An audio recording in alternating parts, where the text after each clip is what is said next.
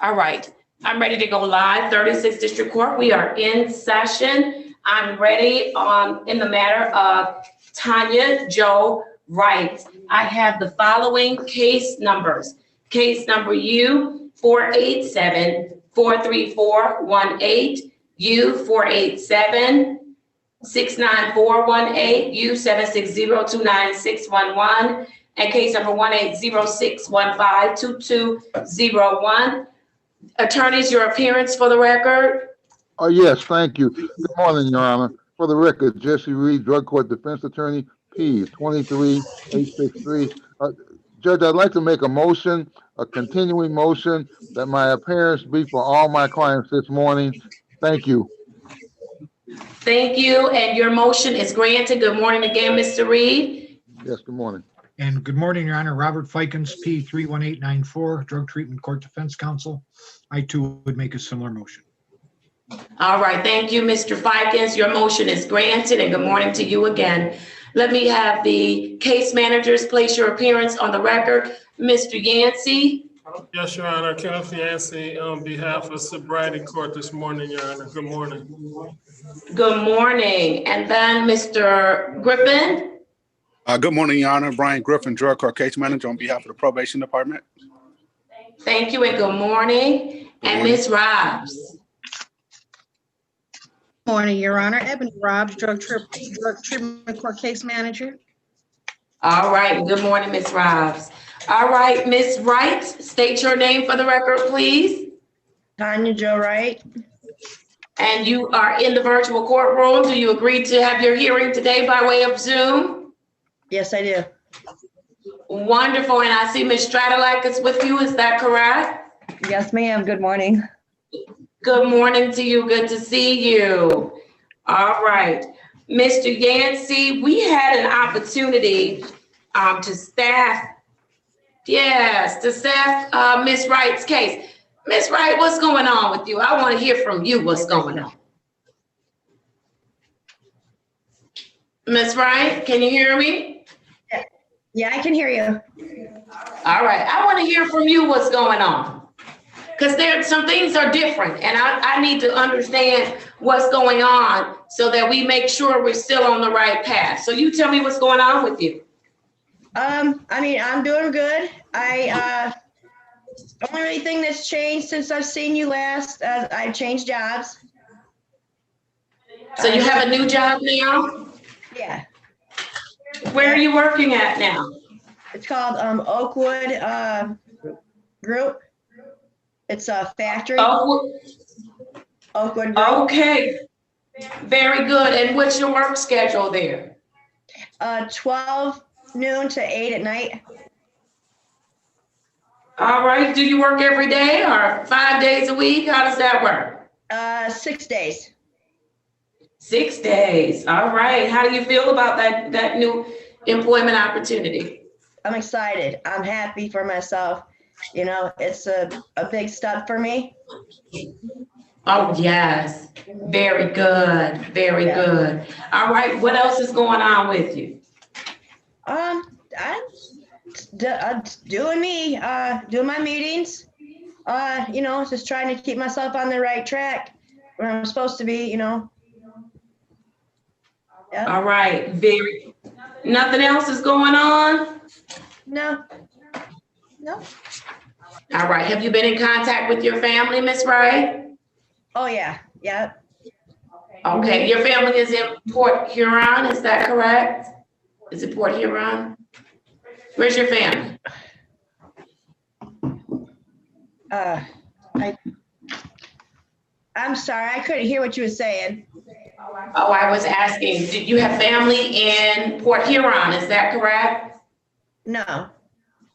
No, where's your family? Adrian. Adrian, all right. And they're all doing well? Well, yes and no. My mom's not doing all that well. I mean, she's maintaining, but you know, she's like older and some things are going on, but she's still here with us. Okay, and you have family there to help with her? Yeah. Yeah, her husband. Yeah. Okay, okay. Very good. Well, I hope that things get better with your mom.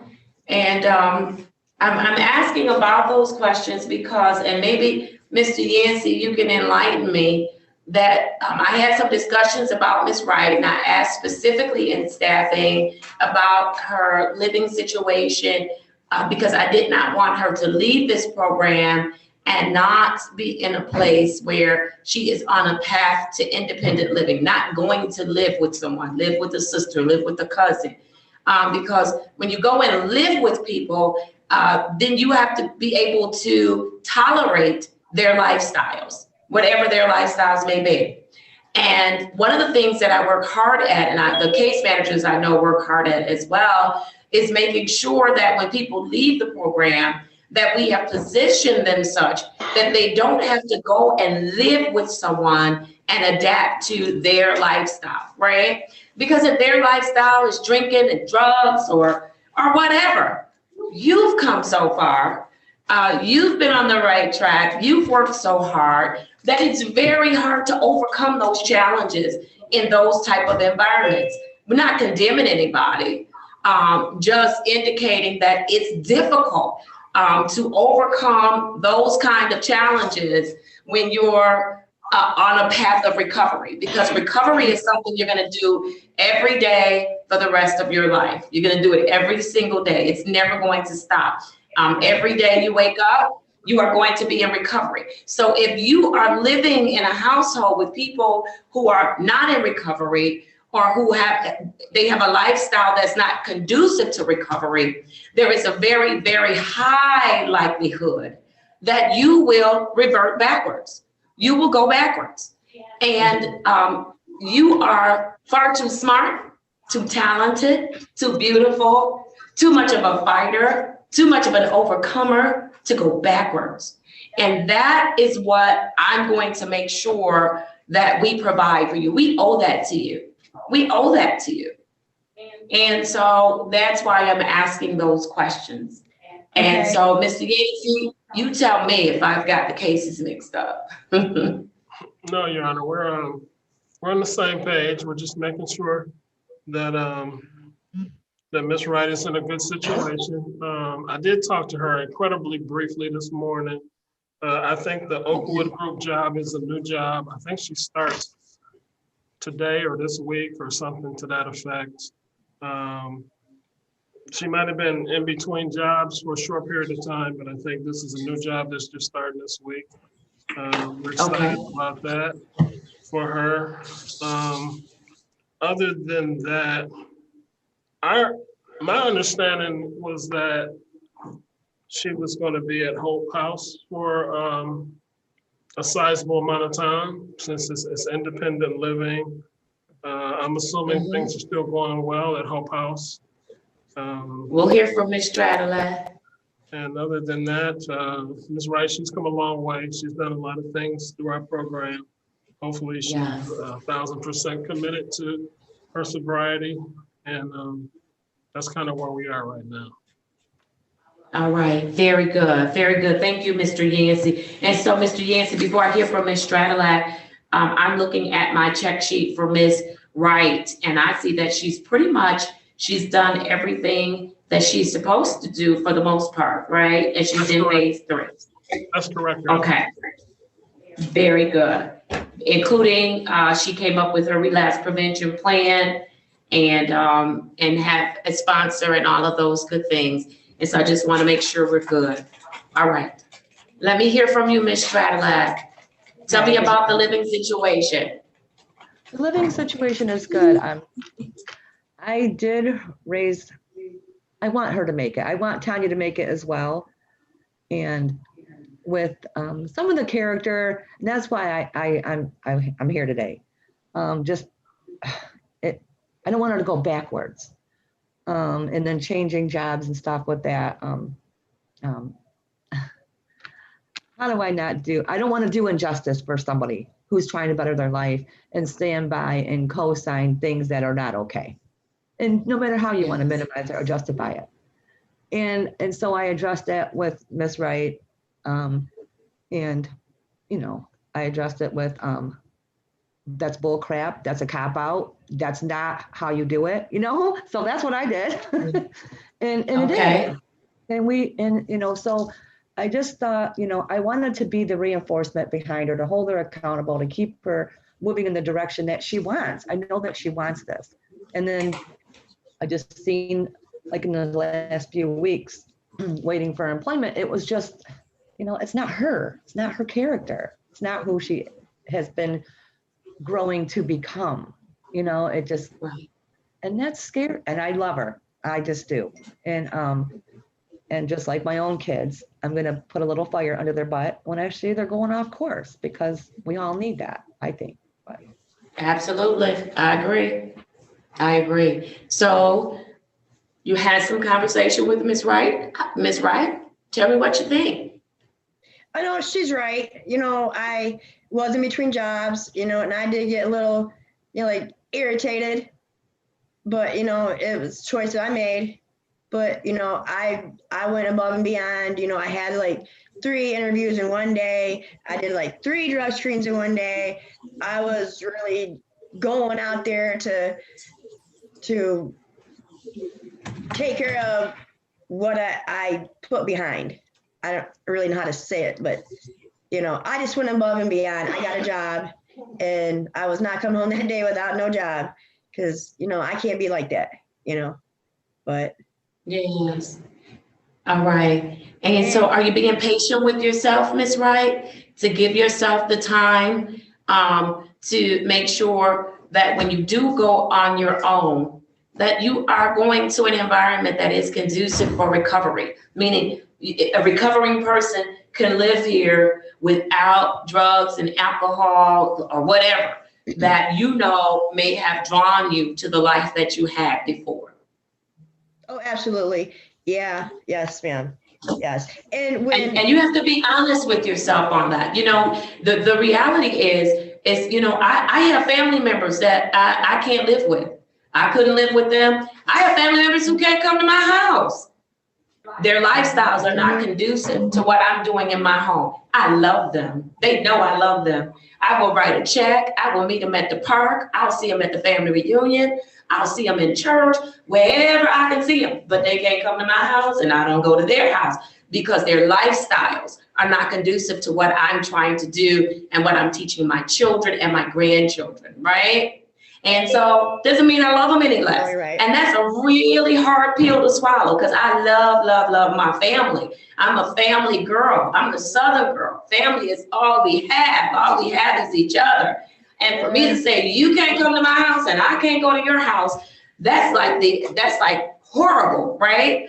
But I have to do it, and they respect me for it because they love me and they want me to thrive. They want my kids and my grandchildren to thrive. Even though they're not doing what they're supposed to do, they still respect my value system. And so I just want to share that with you, because sometimes we have to have those honest discussions with ourselves and say, hey, this is just not going to work. I know what this person does. I know how they roll. I know they might be clean today, but they've got their crack man on speed dial. They've got their pill man number folded up in an envelope in the top drawer. And they're one phone call away from, you know, getting the fix. And I know I can't be in that environment. And you have to have that honest, you know, discussion with yourself. You can fool us, but yourself, you just deserve so much better. That's what I'm trying to say. You deserve so much better. I know, you know, you're right. No, do not plan on, you know, once I complete probation, I'm not leaving, because I worked too hard, and, you know, I love my life today. I've done like Yes. a whole 360 and beyond, and like a lot of it is with what you was saying about your family, because, you know, it took me a minute to understand that I can't be around them. It's hard, but I'm doing it. I've changed a lot on that, and, you know, I know my boundaries, and I know where I cannot be, and that's, you know, one place I can, because that is really detrimental to me, you know, and Yeah. it's hard, but, you know, I'm doing it. I'm doing it. You are. And I'm so proud of you. You know, I want to know what those tears are for. Tell me about those tears. It's just, I don't know, I guess I want them to know like what it is to be sober, what a happy life there is without, putting things in your body to just to numb you out of everything. Yeah. It's really a good thing, you just got to get past certain things and just know it's gonna be all right, It can be done. And so the best way to show them is to continue to work on your recovery every single day. You don't have to live in the house with them to show them. You don't have to run in the same circles with them to show them. How you can show them, they'll hear about you. You know how they'll hear about you? Because they won't see you in the crack house. They won't see you getting a fix. They won't see you at the liquor store. And they'll say, Tanya is really doing something different. She's not just running her mouth. She's really living this thing. I am. So show them. Show them. And when you have an opportunity to pick up the phone and encourage them. But don't put yourself in a situation, because from this day forward, Miss Wright, you are fighting for your recovery. Every day, you should be waking up when you open your eyes and saying, this is what I'm doing to stay clean and sober. This is what I'm doing. This is how I'm going to approach this. And so you're right. You're doing a great job. I have a question for you, Ms. Stradalak. How long can she stay in independent living with you all? As long as she needs to. Okay. And then do you all have a program at some point to help her transition into her own independent living, free from environments that may cause her to go backwards? Yeah, we can provide house rentals. There's a person in Lincoln Park. There's with Sandy from Stanford House. They have rentals there. There's Section 8 in Taylor, right here in Taylor. That was probably a pretty good idea. Get on the wait list now, get your own apartment, and by the, just to keep her in, support her choices. And I told, and I did, gravity wins. Look, gravity's winning with all of us, right? Now, Miss Stradalak. With all of us, right? With all of us. I'm writing that down. I'm just telling you, I'm going to write that down. I'm going to use that again. Okay, go ahead, Miss Stradalak. You're right, though. When you're doing good and the people that you love and you want to do well, you can want it for them, but unless they want it for themselves, you are going to go down. They're not coming up, I promise you. I did that, and I've been down 3 times. I tried that, and I failed all times because they won. Yeah. Mm-hmm. Yeah. Gravity wins. Yeah, you're right. Good analogy. So, Tanya Jo Wright, do I have your buy-in to continue working? Continue working it?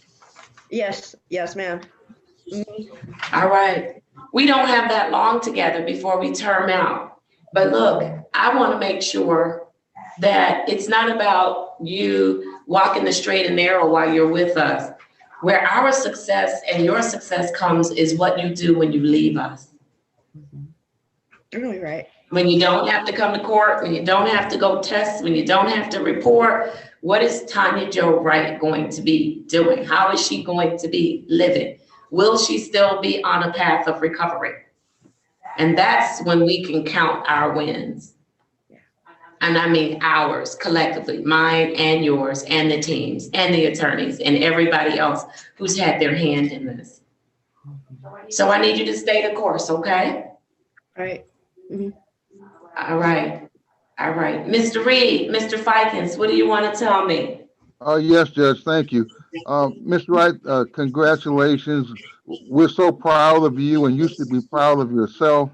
You've accomplished so much. The program is not easy.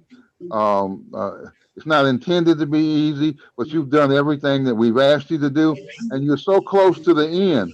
And what we're concerned about is that when you leave us and you're out there, and you won't be alone because we're going to always be with you, but we don't want you to go to places or be around people, either family members or friends, that might be triggers. I know you've learned what triggers are by being in the program, but we want you to be safe and sober and live a good, long, healthy life. And you're on the road to doing that. Keep up the good work. Be safe. We're proud of you, and you should be proud of yourself. Thank you, Ms. Wright. Thank you. And Your Honor, if I might add, Ms. Wright, you've turned it around. You came from a difficult situation. You've made some great decisions along the way. You've really modeled yourself into a very beautiful and wonderful person. Keep up that good work because you can do that. Thank you, Your Honor. Thank you. All right. Very good. Ms. Wright, do you have any questions for the court or for any of us? I don't know. I mean, no, I don't have no questions. Okay, well, you know that even if you can't think of your questions right now, whenever you think of them, we're available to you. You know that, right? Yes. All right, very good. Look, we're on the last little stretch, and it's a very little stretch. It's a very, very little stretch, right, Mr. Yancey? Yes, Your Honor.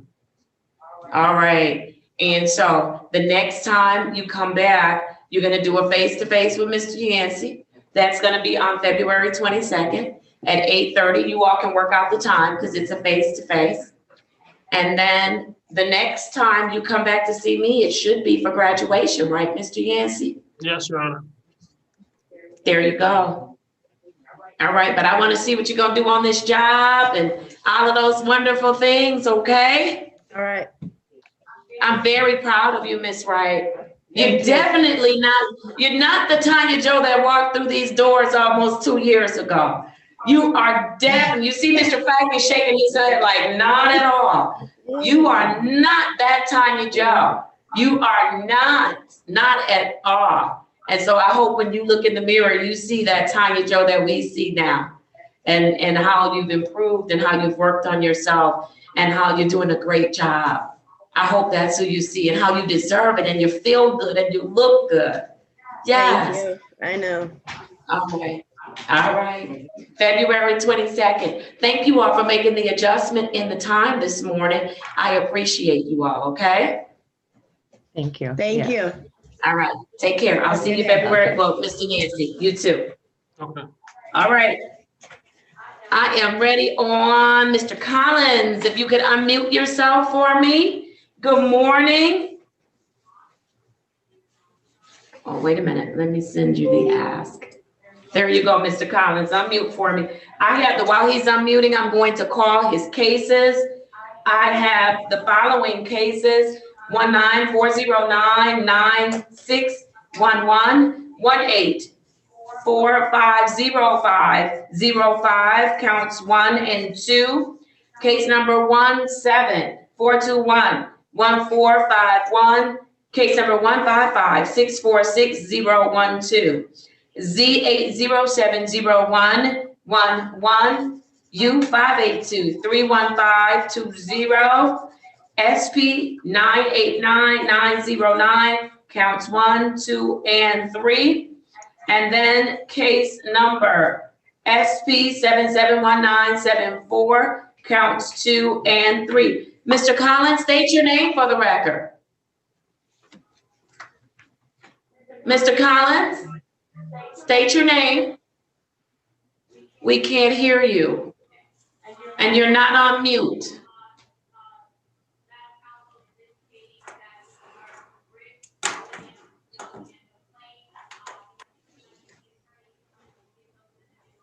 Mr. Collins?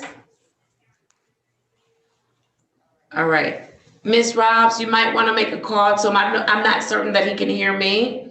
And just let him know maybe he should dial out and dial back in. Okay, Yes, Your Honor. all right. And then I think Mr. Griffin, I think I saw Nolan Johnson sign in to the courtroom. Yeah, I think he just need to turn his camera on. Mr. Johnson, you there? Yes, sir. Yes, sir. Okay. All right, Mr. Griffin, are you ready to go forward on Mr. Johnson's case?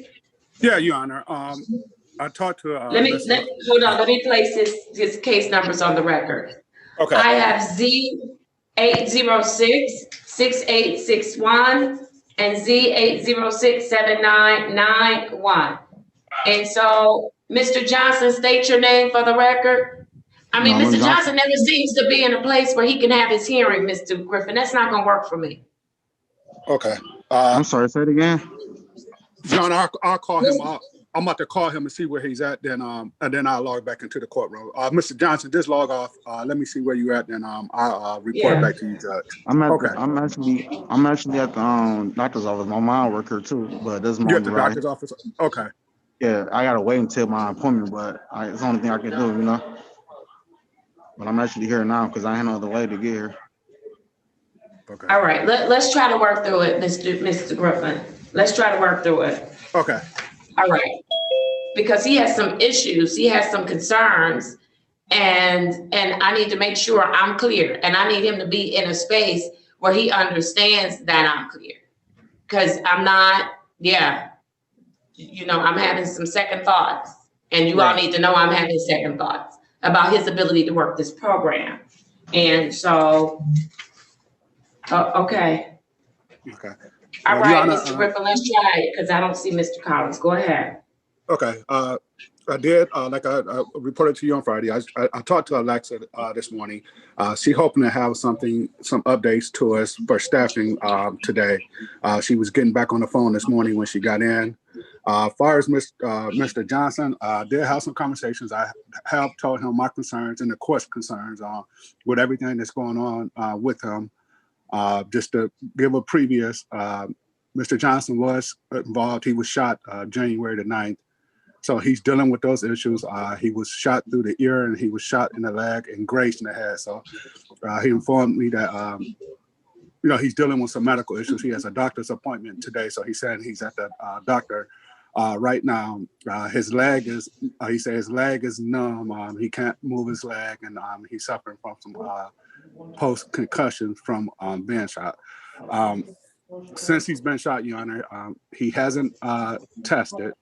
So I told him that, that's a major concern that, that you have to test. But, with his medical, he said he should know more from his doctor today as far as what type of follow-up treatment he's going to need. He's going to need therapy to walk. He said he can barely walk. He's on crutches. I know we talked about this case and staff, and I know Mr. Reed had an opportunity to talk to Mr. Johnson. Mr. Johnson tells me that he wants to do the program, but it's some issues with this case that is out of my control and things like that I have major concerns about. When something like this happened to one of our participants in the drug treatment court program, so I understand where the court's position is on this too. So I would like to hear from Mr. Johnson. Any information he can tell the court what's going on and things like that would be appreciated. But Your Honor, I understand exactly where you are coming from. Judge, if I may address the court. Yes, you may. Thank you, Judge. On Friday, the court did give me an opportunity to talk to Mr. Johnson in the breakout room. I did talk to him. He did express a desire to continue with the program. I indicated to him the problem that I was having is that testing is mandatory, and testing is the only way that we know whether or not a person is using or not using some substance. He indicated to me, Judge, that, as I said, he still wants to participate in the program. He wants to do the testing. He indicated that he was physically unable to walk for a while, and he's not sure at this point what his medical condition, the doctors will allow him to do. But he did emphasize that he wants to do the program, And I emphasize, if he wants to do the program, testing is a requirement that he has to meet. We are willing to work with people when they have certain medical limitations, but we need to know what those limitations are. And Judge, he's at the doctor's office now. I advised him that we needed something from the doctor as to what his condition is and what his prognosis is and what he can do and what he can't do. Thank you, Judge. All right. Mr. Johnson, I don't know if you understand everything that was said, and I do want to hear from you, as Mr. Griffin indicated. But here's the thing. First of all, I'm glad you're alive. I'm glad that you are able to recover. Looks like you're going to be able to recover from a tragic event. And so I do want you to know that. But I also need you to know that you are here at 36th District Court in proceedings because you have drank and you decided to drink and drive a motor vehicle, which means you put everybody in danger. So those are very serious offenses. I know compared to what you're going through now, it's probably not, but it is, because every day people lose their lives to drunk drivers, okay? You should also know that probably every week somebody goes to prison for being a drunk driver. That's some new statistics I just found out in an organization that I'm sitting on the board for, responsibility.org. Yeah, people go to prison now for drinking and driving and harming other people. So while I understand that you have some medical challenges, we've had people in this program who have had open heart surgeries and everything else, and they have worked the program because their sobriety was important to them, because they were serious about being in recovery. And so I need you to understand that I'm not gonna cut you any slack. You have a horrific event that happens in your life, and I understand that, but I'm not gonna cut you any slack because that's how life works. You made some choices, and here are some of the consequences that you have to deal with. The good thing is that the consequences are going to work for your good. You're gonna be better off for having come to this program and working this program. That's the only thing that's different. And so Mr. Griffin indicated that you have not tested. That's unacceptable to me. You must test. You must test. You must test at one of our facilities, and you must test randomly. Mr. Griffin, the only thing that would be available during this time while he's recovering, I would consider an alcohol tether that you would have to wear at all times. But he's gonna have to, I don't know if he's working or what have you, and we can talk about that, but he'll need to incur the costs for that. Because at the end of the day, you have to test. We must be able to monitor, because you're not allowed to have alcohol, marijuana, or any other drugs. You're not able to do that. And so not only would you have to wear the alcohol tether, but you would have to test at least. I'm trying. This is a stretch for me, Mr. Griffin, because he's new to the program and he's not in compliance.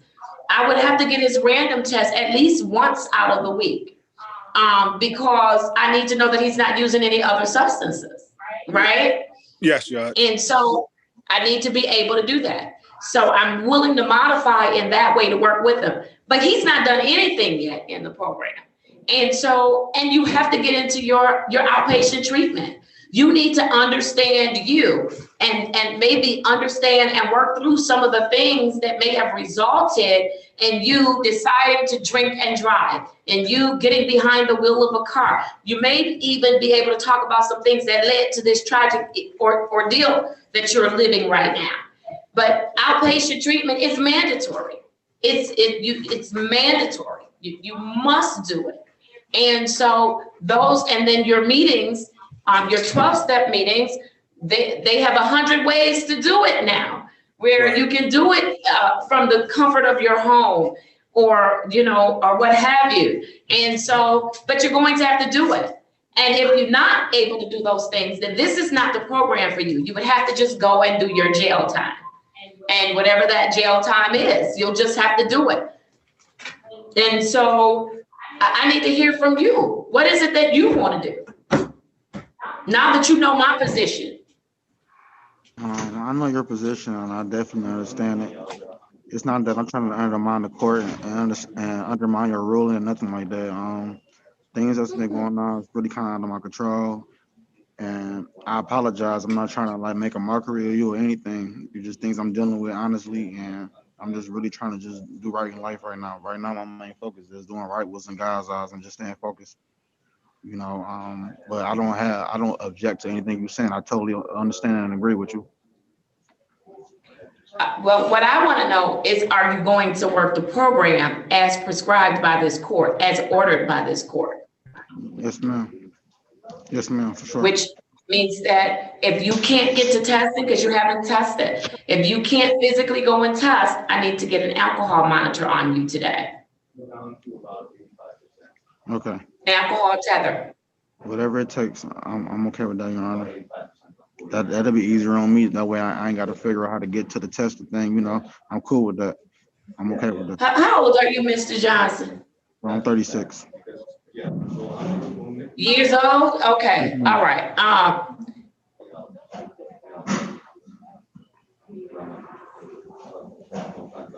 Mr. Griffin, I see you trying not to look at me, but I'm looking at you. No, Your Honor, I mean, like I said, I had a lot of thoughts about this case, and I don't know if this is the first time or second time this happened with something like this. So it's I understand his medical situation, but at the same time, with the program, and that's what I'm trying to explain to Mr. Johnson. He is off work right now. He hasn't been back to work because he's unable to walk, and he's a high-low driver. So he said he did contact his union and stuff at work, so they understand what his situation is. And like you said, with the alcohol tether, he'll have to, to pay the cost for the tether. So I don't know if his ability to pay the cost. If not, he's going to have to find a way to test. So that's where I'm at. Like I said, from the beginning of this case, he signed his contract with us on 12/21. He's been up to a bad start. Just been some bad things happening, and it's time for him to get it together if this is what he really wants to do it. Because, like you said, Your Honor, he had 2 drunk driving cases within a year, and now he's been shot. I mean, so these some serious things that's going on with his life that that he has to want to change. So I'm willing to walk with him and try to help him or whatever. But he has reached out to me and things. Right after he got, shot and things like that or whatever. But, just the circumstances and everything that's going on, it's just, I just want to know where he's at. Like, is he comfortable leaving the house to go test, or is it something that he's worried about? And those are the things that it's going to see if he's eligible or capable of doing this program. Because if he's fearful or something like that, it's not going to work with the program. So that's just all the different thoughts that I've been having. And those are good questions that only Mr. Johnson can answer. Mr. Johnson, are you comfortable with going outside of your home? Yes, ma'am. All right. Mr. Griffin, did you hear that? Yes, I did, Your Honor. It's just at this point, Your Honor, honestly, it's kind of like it's not really so more as just being comfortable. It's kind of like I gotta do what I got to do, And like I said before, I'm not trying to like undermine nothing that's going on or what you got in place with that things I have to do.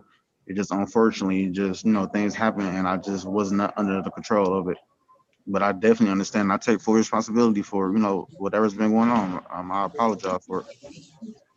Mr. Johnson, are you working? Do you have a job, career? Yes, I have a job, but I'm off right now due to my situation. Wait. Okay. All right. I don't have mine. Yeah, he's employed at Chrysler, Your Honor, as a high-low driver. I got you.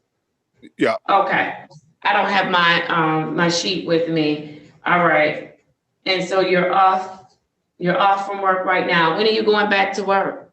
I'm waiting on to see my doctor now to see, I see him in a little while, a couple hours, but waiting to see what he say, because he got me seeing a neurologist and they put me in physical therapy due to my leg.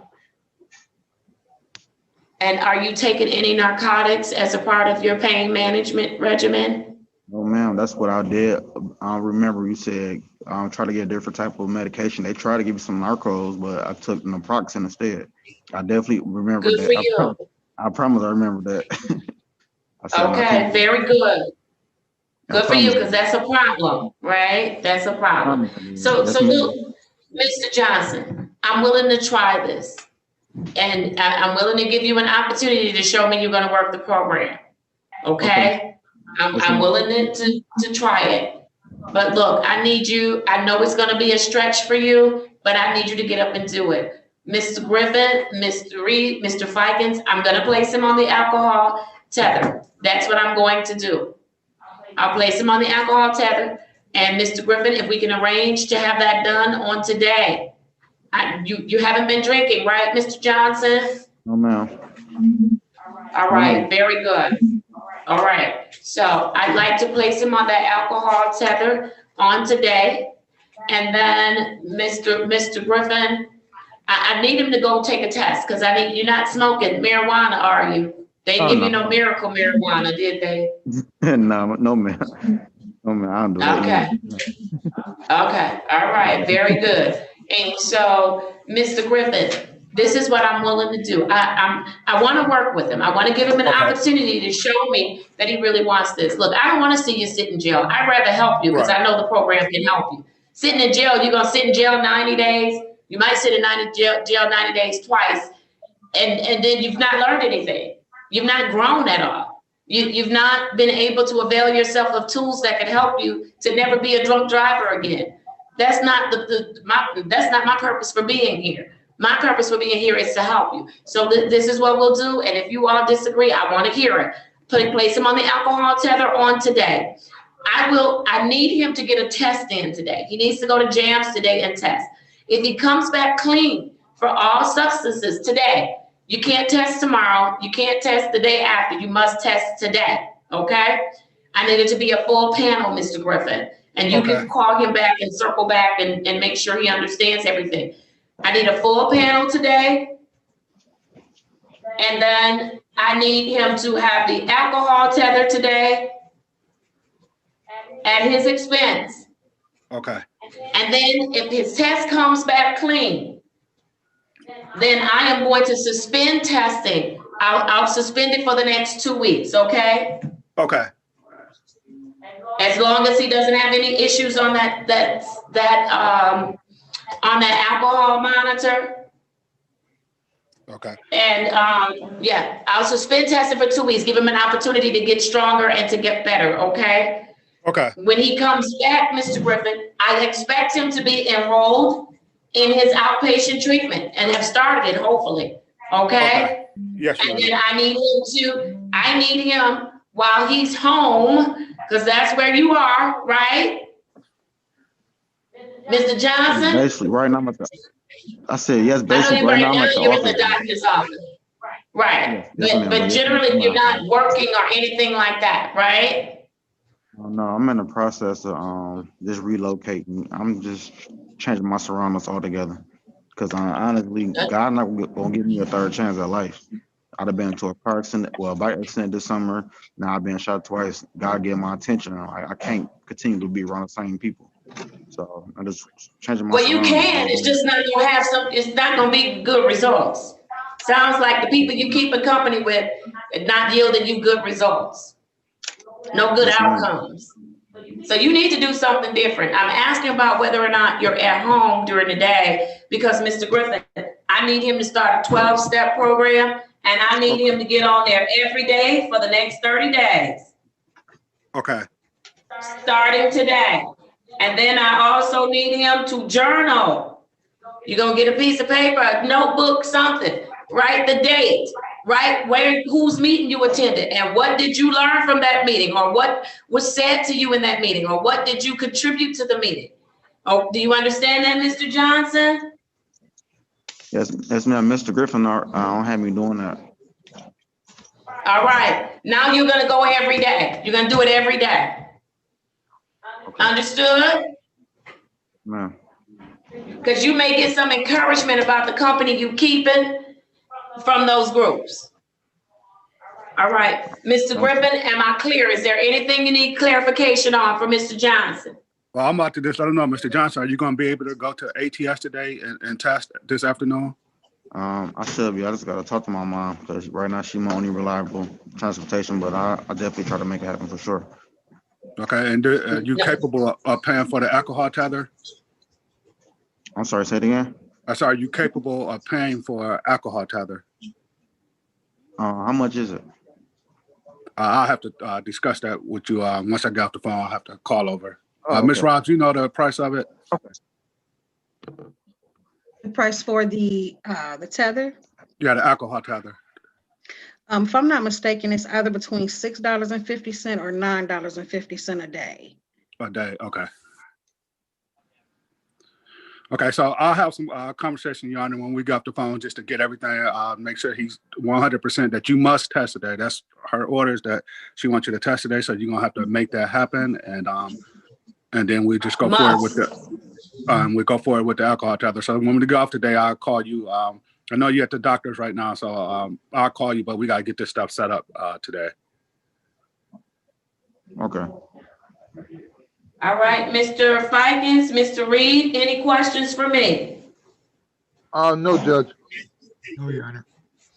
All right, very good. All right, Mr. Johnson, you have any questions for me? Oh, no, ma'am. All right, we're gonna give it a try. Mr. Griffin, I wanna see him back in 2 weeks. So today is the 25th.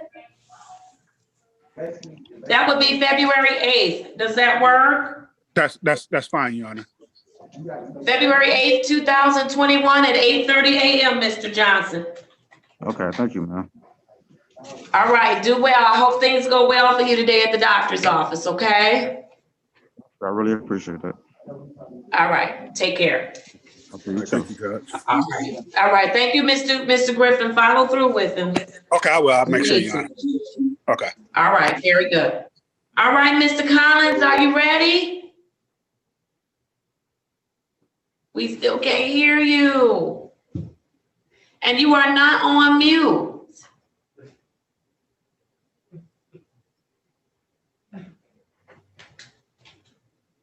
Now you're on mute.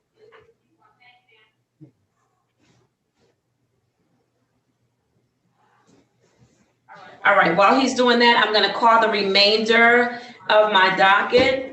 I have case number U56067320 for this Daciata Austin.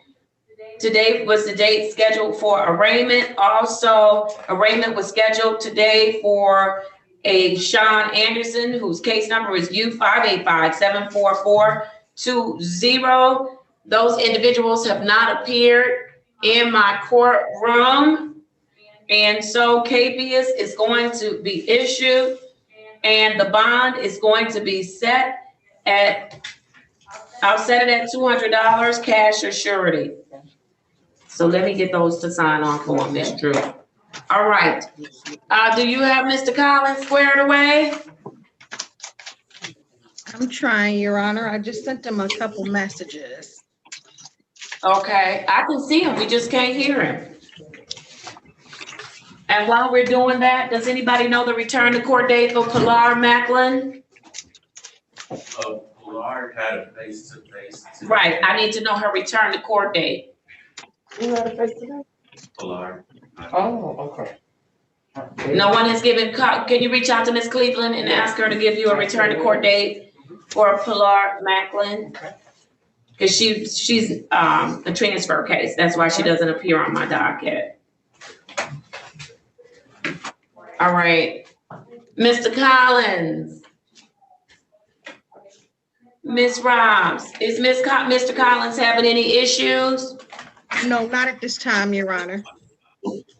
All right, and so Ms. Robs, the cases that are on my docket, are those the only cases that Mr. Collins has open and remaining here at 36th District Court? To my knowledge, yes, Your Honor. Those are the only cases. All right.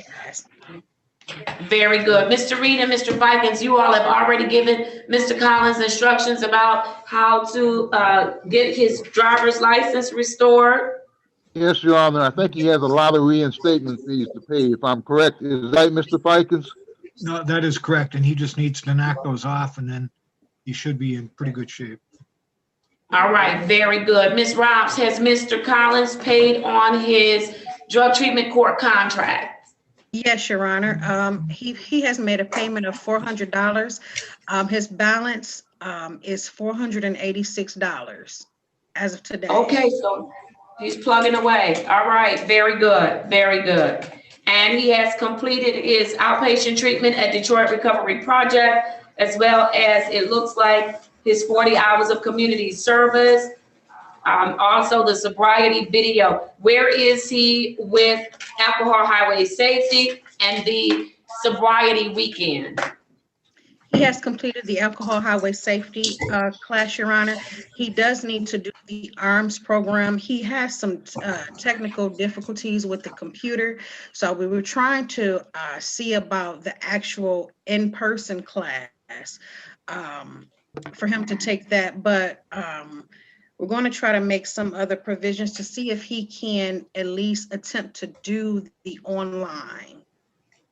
All right, let's work with him because I know we have him for 24 months, but look, December will be here before you know it, right? And that's when his contract ends. So let's get him on track and get him into a maintenance phase because I know he's been doing well, other than his sense of humor. That's not funny. And so we want to keep him on track. Anything from the attorneys as to Mr. Collins? No, Your Honor. All right, I'm gonna need him to return to court. He can't do a face-to-face because I didn't get to talk to him on today. And so his return to court date would be February 15th, Ms. Robs? Yes, Your Honor. Nope, hold on. What's wrong? Oh, that is President's Day, and we have a president that is presidential. So we will not have court on the 15th of February. And we have a vice president who is awesome. Yes, all right, Miss Robs, what's our next day? Can you do him on that? Go ahead. Could we do February 16th, Your Honor? That works, yes, ma'am. February 16th, 2021 at 8:30 a.m. Yes, All Your right. Very good. Thank you, Ms. Robs. Thank And that you, Your Honor. ends, yes, that ends my docket, other than I need a return to court date for Ms. Pilar Macklin. And that return to court date is February 18th. February 18th, 2021 at 9:00 a.m. All right, very good. And so if that's it, I know that there was a note that went out that we were to staff at 2:00. Today is the viewing for my colleague. I will not be here at 2:00. And so I'm not certain. I have Monday's docket down on my desk in chambers. I don't know if we have any problem, not Monday, Tuesday. And we've staffed for Tuesday and Thursday. I don't know that we have any problem cases or if we had any providers that were coming on tomorrow, but I'm not going to be here at 2:00. I don't have any problem cases for those 2 days.